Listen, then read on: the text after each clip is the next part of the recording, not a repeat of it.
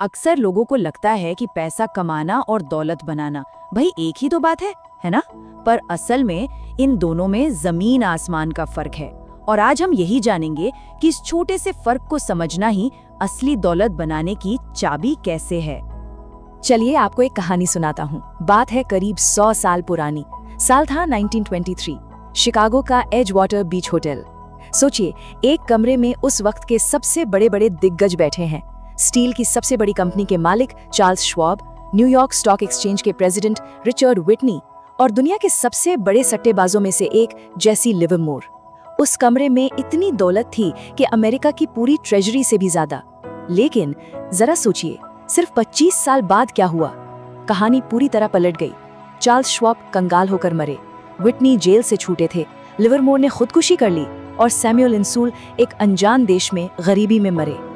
सवाल ये उठता है कि आखिर ऐसा हुआ कैसे?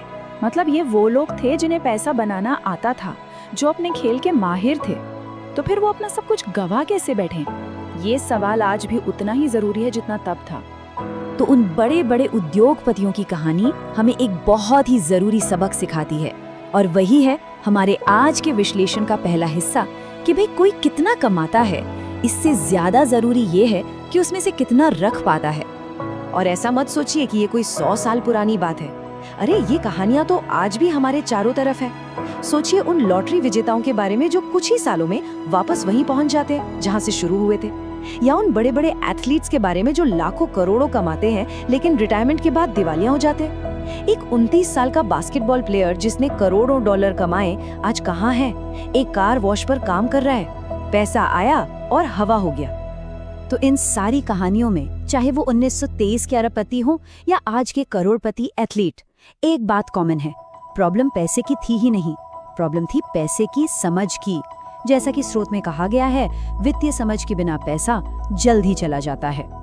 अच्छा, तो अगर प्रॉब्लम इतनी बड़ी और कॉमन है तो इसका सलूशन भी क्या उतना ही मुश्किल होगा?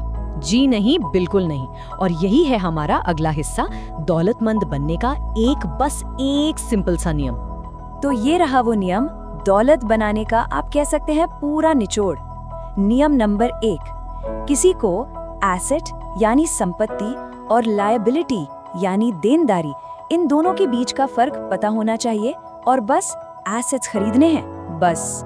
सुनने में ये बहुत ही ज्यादा सिंपल लगता है ना? लेकिन यकीन मानिए, दौलत का सारा राज इसी एक लाइन में छिपा है। और इस नियम की असली पावर पता है कहाँ है? इस एक विचार में।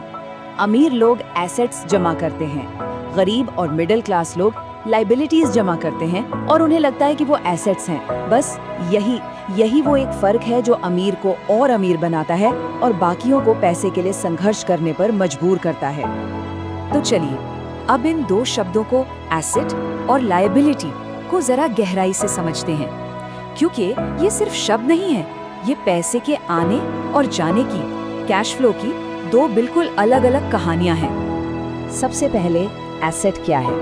बहुत सिंपल, कोई भी ऐसी चीज जो जेब में पैसा डाले, बस इसका काम है पैसा लाना। और इसकी ठीक उल्टा लायबिलिटी, वो कोई भी चीज जो जेब से पैसा बाहर निकाले, इसका काम है पैसा ले जाना। अब जरा पैसे के बहाव को समझिए, मतलब कैश फ्लो को। एक एसेट जो है वो पैसे की एक नदी आपकी तरफ बहाता है, ये इनकम जनरेट करता है, पैसा आपकी तरफ आ रहा है। और वहीं दूसरी तरफ एक लायबिलिटी क्या करती है? वो खर्चे पैदा करती है, वो आपकी जेब से पैसे की नदी बाहर की तरफ बहाती है, पैसा आपसे दूर जा रहा है। सीधी सी बात है, एक आपको अमीर बना रहा है, दूसरा आपको गरीब। और ये टेबल देखिए, ये इस फर्क को बिल्कुल शीशे की तरह साफ कर देती है।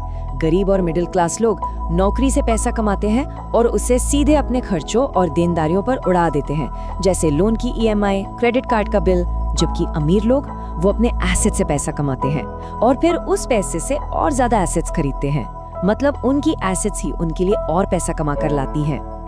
एसेट और लायबिलिटी के इसी फर्क को न समझ पाना, यही वो वजह है जिससे ज्यादातर लोग एक ऐसे वित्तीय जाल में फंस जाते हैं जिसका कोई अंत नहीं है, जिसे कहते हैं रैट रेस या चूहे की दौड़।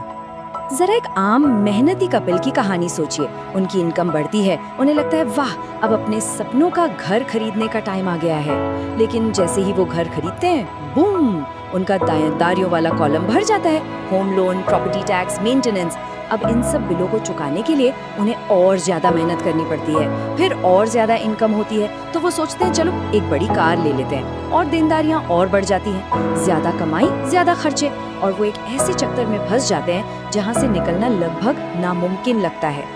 और इस दौड़ को और भी मुश्किल बनाने वाली एक और चीज है, जानते हैं क्या? ज्यादातर लोगों के लिए उनकी जिंदगी का सबसे बड़ा खर्चा उनका घर या कार नहीं बल्कि टैक्स होता है।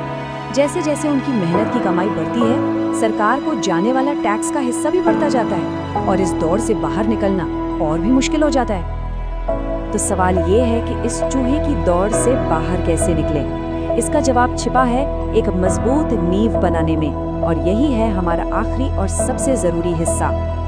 अच्छा, 2 तरह की बिल्डिंग्स की कल्पना कीजिए। एक तरफ है विशाल एम्पायर स्टेट बिल्डिंग। इतनी ऊंची इमारत बनाने के लिए क्या करना पड़ता है? जमीन में बहुत गहरी, बहुत ही ज्यादा मजबूत नींव खोदनी पड़ती है। और दूसरी तरफ एक नॉर्मल सा घर, जिसके लिए बस 6 इंच की कंक्रीट की एक परत ही काफी होती है। अब असली दुनिया में, फाइनेंस की दुनिया में प्रॉब्लम पता है क्या है? ज्यादातर लोग दौलत की एम्पायर स्टेट बिल्डिंग तो बनाना चाहते हैं, लेकिन उनकी नींव सिर्फ उसी 6 इंच की कंक्रीट जितनी होती है। उनकी फाइनेंशियल समझ, उनका ज्ञान बहुत कमजोर होता है, जो बड़ी दौलत का बोझ उठा ही नहीं सकता। और फिर नतीजा क्या होता है? इमारत ढह जाती है, ठीक वैसे ही जैसे 1923 के उन अरबपतियों की ढह गई थी। तो फिर ये मजबूत नींव है क्या? ये पैसे की ईंटों से नहीं बनती, ये बनती है ज्ञान से। फाइनेंशियल एजुकेशन, वित्तीय शिक्षा ही वो गहरी और मजबूत नींव है। जैसा कि कहा भी गया है, सबसे बड़ी दौलत तो शिक्षा ही है। तो ये पूरा विश्लेषण हमें एक आखिरी सवाल पर लाकर छोड़ता है, जिस पर हम सबको सोचना चाहिए कि हमारी अपनी वित्तीय समझ एक गगनचुंबी इमारत की नींव जैसी मजबूत है या बस उस 6 इंच की कंक्रीट की परत जितनी? क्योंकि अंत में नींव की मजबूती ही ये तय करेगी कि दौलत की इमारत कितनी ऊंची जाएगी।